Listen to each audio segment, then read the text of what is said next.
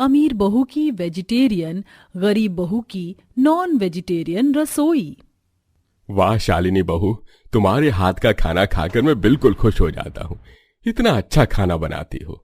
लेकिन बहू, अब तुम्हारी खाना बनाने की सिरदर्दी खत्म। 2-4 दिनों में तुम्हारी देवरानी भी इस घर में आ जाएगी। फिर तुम आराम करना और वो खाना बनाया करेगी।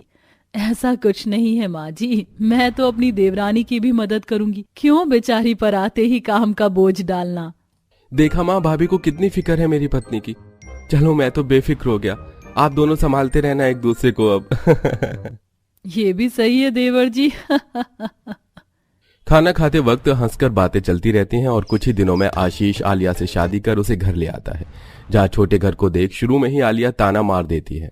माँ जी, ये घर तो बहुत छोटा है, लेकिन कोई बात नहीं, मैं एडजस्ट कर लूंगी। हाँ बहू, अभी घर में थोड़ी परेशानी है, इसीलिए घर बनने में टाइम लगेगा। जा तू थोड़ा आराम कर ले। फिर सब अपने अपने कमरे में सोने चले जाते हैं। अगले दिन देवरानी की पहली रसोई होती है, जहाँ सास हर तरह की सब्जी लाकर वहाँ रख देती है। बहू, तुझे इन सब में से जो भी सब्जी बनानी है बना ले। यहाँ राजमा, छोले, चावल और ये हरी सारी सब्जियाँ यहाँ पर रखी हुई हैं। तो कुछ भी बना देना और साथ में मीठा। ये क्या माँ जी, यहाँ तो सब कुछ घास फूस रखा है, आप पहली रसोई में ये बनवाएंगी? अरे थोड़ा चिकन, मटन, फिश वगैरह होना चाहिए ना यहाँ पर। अरे बहू, तेरी पहली रसोई पूजा पाठ करके शुरू होगी, ऐसे में मांसाहारी का क्या काम। चूल्हे को तिलक करके शाकाहारी खाना बना। ठीक है माँ जी, कोई बात नहीं, आज नहीं बना तो कल तो बनेगा, पर मैं नॉन वेज बनाकर खाकर ही रहूंगी और इन सबको भी खिलाऊंगी। आलिया खाने में हलवा पूरी, आलू मटर की सब्जी बना देती है, जो कि एकदम खराब खाना होता है। घर वालों को अच्छा नहीं लगता, फिर भी खुशी के लिए अमीर बहू को नेक दे देते हैं। अगले दिन आलिया बिना किसी से पूछे रसोई में नॉनवेज बना देती है। ये देखकर जेठानी आपत्ति जताती है। आलिया, ये तुमने क्या किया? तुम्हें पता है आज एकादशी है और तुमने नॉनवेज बना दिया, और मैंने खाना बनाया था ना, तो तुमने क्यों बनाया ये सब? आज सुबह आकर रसोई में देख लिया मैंने कि आपने घास फूस बनाया है, और मैं ये सब बिल्कुल नहीं खा सकती। मुझे नॉनवेज खाने का मन था और मैं आप सबको वही खिलाऊंगी, इसलिए मैंने नॉनवेज बनाया है। देखो, आज कोई भी नॉनवेज नहीं खाएगा। तुम्हें एक बात समझ नहीं आ रही है? ये तो रसोई भी अशुद्ध हो गई है। मैं ये सारा नॉनवेज फेंक देती हूँ, मुझे रसोई साफ करनी पड़ेगी। नहीं, आप ऐसा कुछ नहीं करोगी। गरीब जेठानी जी, मैंने बहुत मेहनत से बनाया है। पर शालिनी आलिया की एक बात नहीं सुनती और उसका बनाया हुआ सारा नॉनवेज फेंक देती है। ये देखकर शालिनी को इतनी चिढ़ होती है कि वो अपनी सास को शोर मचाकर बुला लेती है। माँ जी, जल्दी आइए, देखिए इन्होंने क्या किया। गरीब जेठानी जी, आपकी हिम्मत कैसे हुई मेरे बनाए हुए सारे नॉनवेज को फेंकने की? पता भी है मैंने कितनी मेहनत से बनाया था। तभी सारे घर वाले इकट्ठा हो जाते हैं। अरे लेकिन बहू, आज एकादशी पर तुझे ये सब नहीं बनाना चाहिए था। ठीक है माँ जी, मेरी गलती है, लेकिन इन्हें फेंकना तो नहीं चाहिए था ना। मेरी मेहनत वेस्ट हो गई। मेरा खाने का इतना मन था, मैं ही खा लेती यहाँ से बाहर जाकर। पर माँ जी, मुझे इनकी ये हरकत बिल्कुल अच्छी नहीं लगी, इसलिए मुझे अपनी अलग रसोई चाहिए ताकि ये मेरी रसोई में ना आ सके, वरना ये तो हमेशा मेरा बनाया हुआ खाना फेंक देंगी ना। आलिया, ये तुम क्या कह रही हो? तुम्हें घर में आए हुए 2 दिन नहीं हुए और तुम रसोई बंटवाओगी? हाँ, रसोई बटेगी माँ जी, हो जाएगी ना रसोई अलग, बताइए, वरना मैं यहाँ से चली जाऊंगी। हाँ, ठीक है बहू, तू जो चाहती है वही होगा। अब से बड़ी बहू की अलग रसोई होगी और छोटी बहू की अलग रसोई। यहाँ ये दोनों अपने पसंद का खाना बना लिया करेंगी। तब से दोनों बहू की अलग अलग रसोई हो जाती है। गरीब बहू अपनी रसोई में ज्यादातर हरी सब्जियां ही बनाया करती थी, जबकि अमीर बहू रोज नॉनवेज लाकर घर में नॉनवेज बनाती थी। ऐसा नॉनवेज की ज्यादा चटपटा मसालेदार खाना खाकर घर वालों को पेट में जलन होती थी।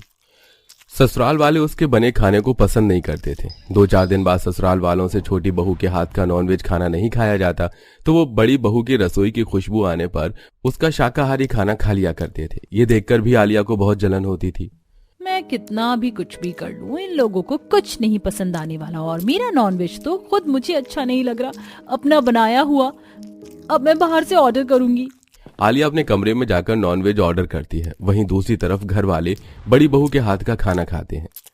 वाह बहू, बहुत दिनों से तेरे हाथ का खाना खाने को तरस गए थे, लेकिन छोटी बहू बार बार चिकन, मटन, कोरमा, उस दिन के बाद फिर कभी अंडा भुर्जी, ये सब बनाती थी। पर सारा स्वाद तो बहू के बने खाने में ही है। कितनी अच्छी मेथी आलू की भुजिया बनाई है और बथुए का रायता तो और बढ़िया लगता है।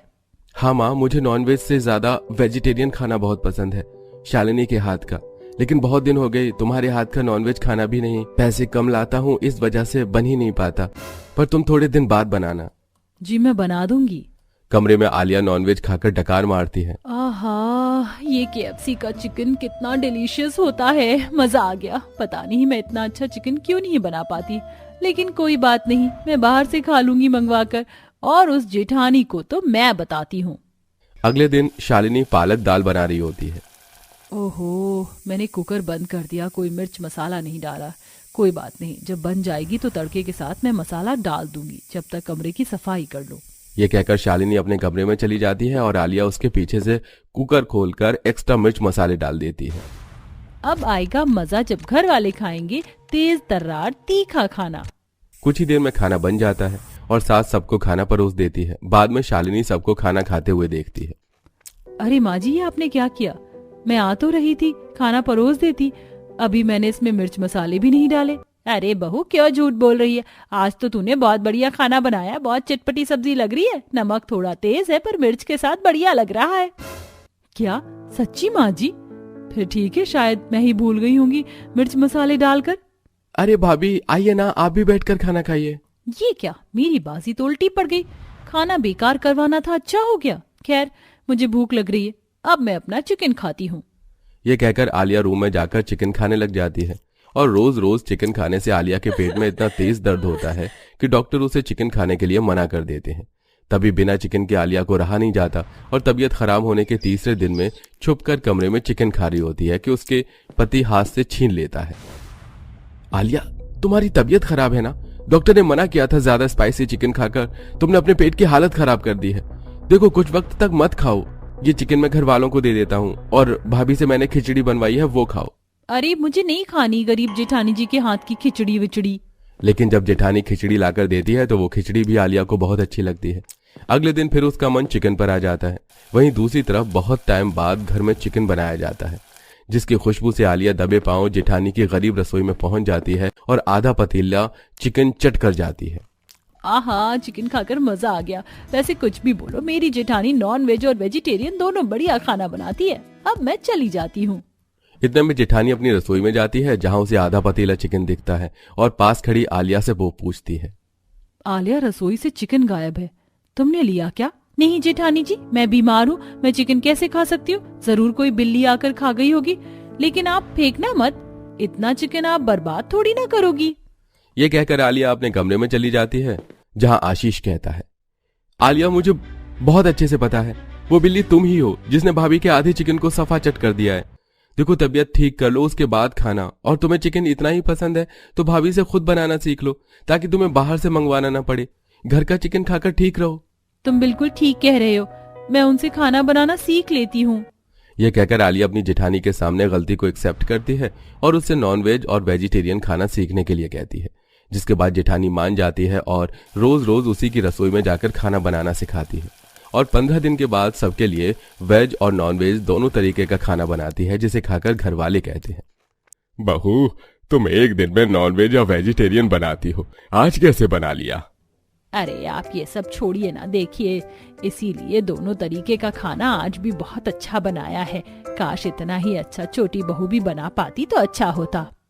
माँ जी, पापा जी, आज ना मैंने नॉन वेज बनाया है, ना ही वेजिटेरियन। ये सारा खाना तो आपकी छोटी बहू ने ही बनाया है। क्या सच में? ये तो गजब हो गया। मुझे पता था आलिया, एक दिन तुम इतना स्वादिष्ट खाना जरूर बनाओगी। ये तो जेठानी जी का कमाल है, सच में वो बहुत अच्छा खाना बनाती हैं। इस तरह से दोनों बहू की रसोई पहले की तरह एक हो जाती है और दोनों बहू रोज ससुराल वालों को अच्छा खाना खिलाकर खुश रखती हैं। तुम चारों ने सारा सामान अच्छे से कसकर बांधा है ना? तुम्हें पता है ना, अगर जरा सी भी भूल चूक हुई तो हम चट्टान से सीधा खाई में गिर भी सकते हैं। हमें इस बात का अंदाजा है, इस बार कोई गड़बड़ नहीं होगी। अब हम सबको चलना चाहिए, पहले ही बहुत देर हो गई है। माँ जी, हम चलते हैं।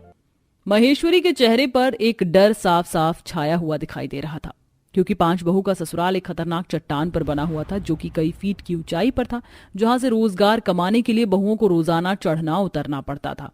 ध्यान से संभल कर जाना बहू, तुम लोगों को पता है ना ये चट्टान का रास्ता कितना पथरीला, ऊबड़ खाबड़, खतरनाक होता है।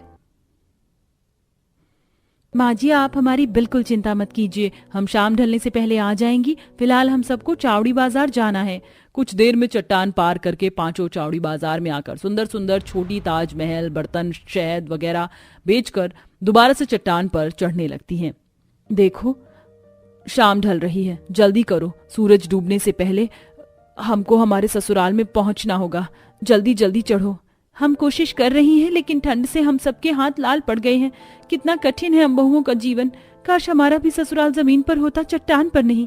इतने में चट्टान का एक टुकड़ा टूटकर तेजी से नीचे गिरता है, जिसे देखकर उन सब की सांसें अटक जाती हैं। ये कैसी आवाज थी? ओह, लगता है कोई चट्टान का टुकड़ा टूटा हो। वो देखो, एक चट्टान का टुकड़ा टूटकर हमारी तरफ आ रहा है। सब लोग बचकर भाग। तभी चट्टान टूटकर चंदा के बगल में गिर जाता है। आज तो हम पांचों बाल बाल बच गई हैं। कुछ देर में पांचों रस्सी के सहारे अपने चट्टान वाले ससुराल पर आ जाती हैं, जहां सास घबराई हुई थी। उसकी आंखों में आंसू थे। भगवान का लाख लाख शुक्र है जो तुम पांचों लौट आई। मेरे दिल में कितने बुरे बुरे ख्याल आ रहे थे। मुसीबत और बुरे हालातों ने हमें कहां से कहां लाकर पहुंचा दिया ना। बहुओं, काश कि ना वो हालात पैदा होते और ना हम यहाँ रहते। आखिर महेश्वरी कौन से हालातों को जिम्मेदार ठहरा रही है? पांचों बहू के सामने ऐसी कौन से हालात पैदा हुए थे जो उन्होंने अपना ससुराल जमीन से अलग इतना ऊंचे चट्टान पर बसाया होगा? तो चलिए देखते हैं। जहां पांचों काफी ज्यादा टेंशन में घर में बैठी हैं। पिछले 3 दिनों से घर में खाना भी नहीं बना है। सभी के चेहरे उदास हैं और आंखों में भूख की ललक भी है। आखिर कब तक हम पांचों बहू को हमारे ससुराल में इस तरह से गरीबी वाले हालात देखने पड़ेंगे? तुम बिल्कुल ठीक कह रही हो कावेरी।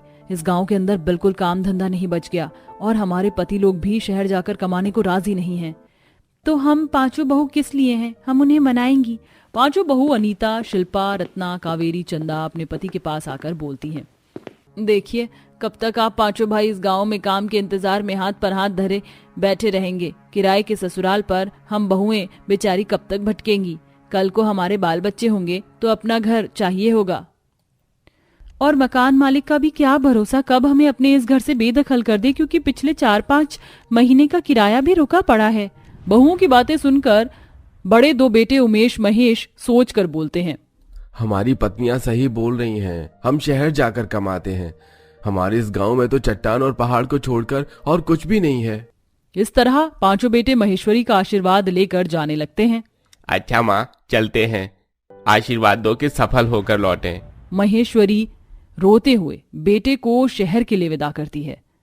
कभी सोचा नहीं था कि परिवार की जिम्मेदारी चलाने के लिए मेरे बच्चों को इस तरह अपने गांव से दूर परदेश में जाना पड़ेगा। जाओ, भगवान तुम्हें सफलता और तरक्की दे। पांचों के जाने के बाद धीरे धीरे उनके खाने के लाले पड़ जाते हैं। ऐसे में घर से निकलकर मकान मालिक उनकी मुसीबतें और बढ़ा देता है। अड़ोसी पड़ोसी भी मदद नहीं करते। बेचारी अब दर दर भटकने लगती हैं। थक कर सब रोड पर बैठ जाती हैं। तभी अनाउंसमेंट होती है। सुनो सुनो सुनो, अगले 48 घंटे में भारी बारिश और मौसम खराब होने की संभावना है। सब लोग अपने अपने घरों में ही रहें। ऊपर वाला तो जैसे एक के बाद एक हम बहू पर दुख मुसीबत का पहाड़ तोड़ता जा रहा है। अब हम सब लोग कहाँ जाएं? ठंड का मौसम का भी कोई ठिकाना नहीं है। हम पांचों को खुद ही घर बनाना होगा। अब तो हमारे पास एक ही चारा बच गया है कि हम लोग चट्टान पर अपना ससुराल बनाकर रह ले। रत्ना दीदी, आप लोगों को जाना है तो जाइए, मुझे मौत को दावत देने का कोई शौक नहीं है। चट्टान कितना ऊंचा है, हम कैसे चढ़ेंगी? अरे देखो, वहां चट्टान से मोटी रस्सी नीचे आ रही है। चट्टान की चोटियों पर सैलानी घूमने फिरने जाते रहते हैं। हम भी इसी के सहारे ऊपर चल सकते हैं। कुछ देर में पांचों अपनी सास को लेकर चट्टान पर आ जाती हैं। महेश्वरी बोलती है, बहुओं, हम सब लोग इस चट्टान पर आ तो गए, लेकिन यहाँ तो पहाड़ ही पहाड़, चट्टान ही चट्टान है। कैसे रहेंगे? घर बनाकर रहेंगे माँ जी। पहले के जमाने में आदिवासी को जब घर बनाने की समझ नहीं थी तो वो चट्टानों पर पत्थरों की गुफा वाले घर बनाकर रहते थे। और जब धीरे धीरे मानव सभ्य होने लगे तो उन्होंने पत्थरों से घर बनाना सीख लिया। हम पांचों पत्थर काट कर घर बनाएंगी।